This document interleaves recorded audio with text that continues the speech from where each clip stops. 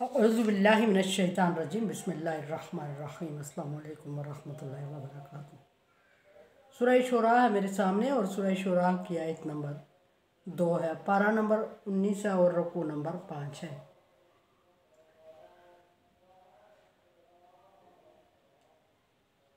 सूरह शूरा को कल शुरू किया उर्फ़ मुक़त्तियात से, और उर्फ़ मुक़त्तियात तासीन मीम। तासीन मीम को उसी तरह ट्रांसलेट किया क्योंकि ये अल्लाह का हुक्म है, इसी तरह पढ़ना इनको। और फिर किताब का जिक्र हुआ, आयात का जिक्र हुआ कि आयात है, ये इशार नहीं है। और फिर किताब का जिक्र हुआ कि किस किताब की आयात हैं, उसको रोशन किताब फरमाया अल्लाह तबारक व तआला ने कुरान पाक को इस सूरत में। वैसे अल्लाह तबारक व तआला ने कुरान पाक को बहुत सारे नाम से मंसूब किया और बहरहाल यहाँ रोशन किताब फरमाया। रोशन से मतलब वाज़े और खुली और मुश्किलात से मुबर्रा और आसानी से समझ जाने वाली और आसानी से पढ़ी जाने वाली।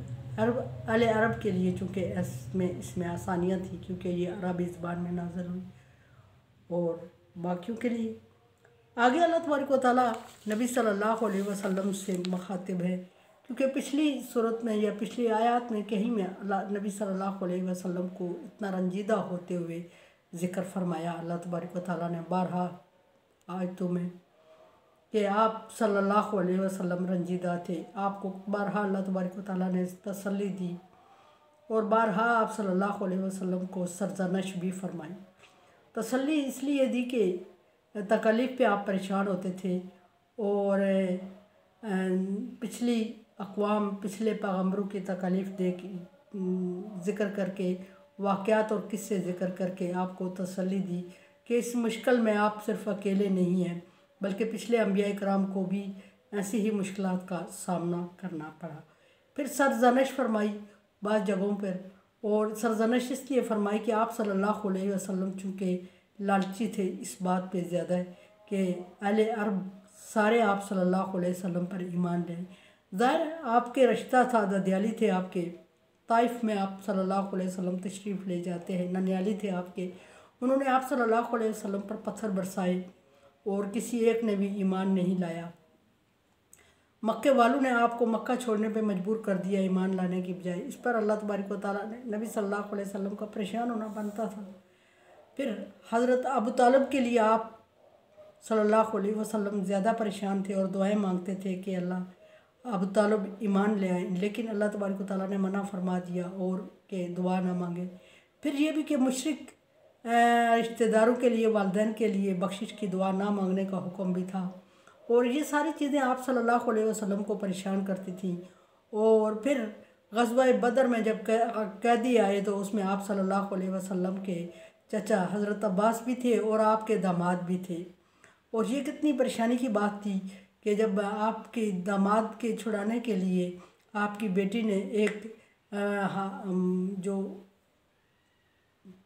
उस वक्त का क्या फ़ाइन कहना चाहिए मुझे, अब वो लफ्ज़ स्पेशल भूल गया अरबी का, वो था उनको छुड़वाने के लिए, तो जिज़िया तावान तो या जो भी था, तो आप सल्लल्लाहु अलैहि वसल्लम के सामने जब वो हार आया जो आपकी बेटी ने भेजा, तो आप सल्लल्लाहु अलैहि वसल्लम ने उसको देख के पहचान लिया कि वो हज़रत खदीजा का हार था।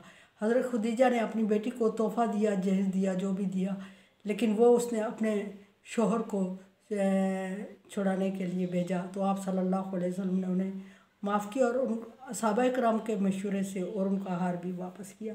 सो इस तरह के बहुत सारे मकामात ऐसे आते हैं जिसमें आप सल्लल्लाहु अलैहि वसल्लम परेशान होते थे। अल्लाह तबारक व तआला ने फरमाया कि ये आपकी ख्वाहिश पे नहीं चलेगा, मेरे हुक्म पे चलेगा। जिसको मैं चाहूँगा ईमान की तरफ लाऊँगा, जिसको चाहूँगा कबूल करने की सलाहियत तौफीक दूँगा, और जिसको मैं नहीं चाहूँगा वो आप लाख कोशिश कर लें वो संभलने वाला नहीं है। और फिर ये भी फरमाया कि अलैकल बलाग अलैनल हिसाब, नबी आपकी ज़िम्मेदारी सिर्फ पैगाम पहुँचाना है, कबूल करवाना और हिसाब लेना मेरी अपनी ज़िम्मेदारी है। बारहा बलागुल मुबीन फरमाया कि आपने वाज़े तौर पे पैगाम को पूरा पूरा खोल के पहुंचा देना है, और कबूल करने के लिए आपने मेहनत मुशक्क़त नहीं करनी। और ये भी कि इन्होंने कबूल किया भी तो आपका फ़ायदा है, इन्होंने ना किया भी तो आपका फ़ायदा है, नुकसान कोई नहीं है, ये अपना ही नुकसान कर रहे हैं। यहाँ अल्लाह तबारक व तआला इसी बात को जिक्र करते हुए फरमा रहे हैं कि लाअल्ला का बाखिउन नफ्स का, शायद कि आप अपनी जान को हलाक कर देंगे। क्या मतलब? अल्लाह यकूनून मोमिनीन, कि अगर ये ईमान नहीं लाएंगे तो आप अपने आप को, अपनी जान को गंवा बैठेंगे। यानी ये एक मुहावरतन जैसे बोला जाता है कि ये काम अगर ना हुआ तो तू अपने आप को मार देगा, लगता है। इतना जो जज्बाती होता है बंदा, उसके लिए बोला जाता है। आप सल्लल्लाहु अलैहि वसल्लम चूँकि अहले अरब के लिए, खुसूसन ख़ानदान कुरैश के लिए आप बहुत ज़्यादा परेशान और दिल गिरफ्ता होते थे जब वो ईमान नहीं लाते थे या इनकार करते थे। तो अल्लाह तबारक व तआला ने नबी सल्लल्लाहु अलैहि वसल्लम को जहाँ भी थोड़ी सी सरजनश फरमाई कि ऐसा लगता है कि तू अपनी जान दे देगा अगर ये सारे मोमेंट ना हुए तो ये आप सल्लल्लाहु अलैहि वसल्लम की मोहब्बत थी अपने ख़ानदान से, उल्फत थी। आपकी जगह अगर कोई और होता तो भी ऐसा ही होता, क्योंकि आप सल्लल्लाहु अलैहि वसल्लम को आखिरत की ज़िंदगी का हर तरह से अंदाज़ा था और बता भी दिया गया था, और कुरान में ज़िक्र भी था, और आप ईमान भी ले आए थे। और आप सल्लल्लाहु अलैहि वसल्लम पर डायरेक्ट जिब्रील अलैहिस्सलाम भी नज़ुल फरमाते थे। सो आप सल्लल्लाहु अलैहि वसल्लम अहले अरब की निस्बत कहीं ज़्यादा समझ बूझ रखते थे, और आपको अज़ाब का डर खौफ था, और उस खौफ और डर से आप सल्लल्लाहु अलैहि वसल्लम अपने अहल व अयाल के लिए परेशान होना आपका बनता था। आप समझ रहे थे कि ये ईमान नहीं ला रहे हैं, और ये जो ईमान नहीं ला रहे हैं इसके बदले में अल्लाह तबारक व तआला इन्हें इस अज़ाब में डालेगा। और फिर ग़ज़वा बदर की मिसाल के बेड़ियों में जकड़े हुए आपके चाचा रात को जब आह बका कर रहे थे, तो हुज़ूर सल्लल्लाहु अलैहि वसल्लम के बारे में हदीस है कि आप सल्लल्लाहु अलैहि वसल्लम पूरी रात नहीं सोए और बेचैनी से टहल रहे थे। और अगर उस वक्त इतनी मामूली सी तकलीफ़ नहीं बर्दाश्त कर रहे थे आप सल्लल्लाहु अलैहि वसल्लम अपने ख़ानदान के लिए, तो फिर कुफ़ार जब जहन्नम में डाला जाएगा उनको, तो आप सल्लल्लाहु अलैहि वसल्लम सोच रहे थे कि ये कैसे मैं बर्दाश्त कर पाऊँगा। और दूसरी तरफ बहुत बड़ा फ़ायदा था आखिरत का, जन्नत नज़र आ रही थी आपको, और महलात और जन्नत के बागात और अदन और ऐसी खूबसूरत चीज़ें। तो डेफिनेटली जो एक बंदे की वाहिद की मलकियत नहीं हो सकती, और बहुत बड़ा एरिया और बहुत खूबसूरत और बहुत अनवा अक़साम की नेमतें, और हर बंदा ये चाहता है कि जो नेमतें, जो जगह, जो खूबसूरती जो मेरे नसीब में आई है, मेरा बस चले तो मैं अपने अहल व अयाल में तकसीम कर लूँ, बांट लूँ। सो आप सल्लल्लाहु अलैहि वसल्लम भी इसीलिए टची थे, और आप फरमा रहे थे कि किसी तरह ये सारे ईमान ले आए, और हर के लिए दुआ करते। अल्लाह तबारक व तआला मना फरमा देते उसके लिए दुआ मत करें, उसने ईमान नहीं लाना, मुशरिक के लिए बख्शिश की दुआ मत करें।